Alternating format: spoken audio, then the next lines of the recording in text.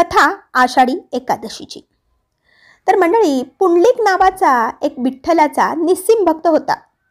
लहानपणापासून तो आपल्या आई वडिलांची सेवा करता करता सतत देवाचे नामस्मरण करायचा। अशा या भक्ताला भेटण्यासाठी प्रत्यक्ष परमेश्वरच त्याच्या दाराशी गेला।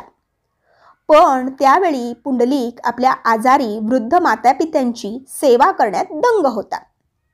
विठ्ठल अंगणात आला तेथे खूप चिखल असल्यामुळे पुंडलिकाने एक वीट त्याच्याकडे फेकली व म्हणाला, देवा, तिथेच थांब। माझ्या आजारी आई वडिलांना माझी गरज आहे, त्यांची सेवा पूर्ण करेपर्यंत वाट पहा। श्री विठ्ठल कमरेवर हात ठेवून वाट पाहू लागले।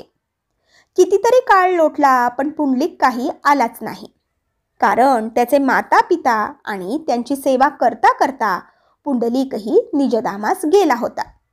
अशा प्रकारे युगे 28 विटेवरी उभा, करकटावरी ठेवून या। त्यानंतर विठ्ठल रखुमाई तिथेच शिळारूपात स्थिर झाले। तो दिवस होता आषाढी एकादशीचा। अशा प्रकारे पुंडलिकासारख्या भक्तांची वाट पाहत प्रत्यक्ष परमेश्वर आजही पंढरपुरात उभा आहे, अशी या वारकऱ्यांची मनोधारणा आहे। म्हणूनच थंडी, ऊन, पाऊस या कशाचीही तमा न बाळगता 21 दिवसांची पायी वारी करीत हे वारकरी पौर्णिमेला पंढरपुरात पोहोचतात। तेथील चंद्रभागा नदीमध्ये स्नान करून पवित्र होतात।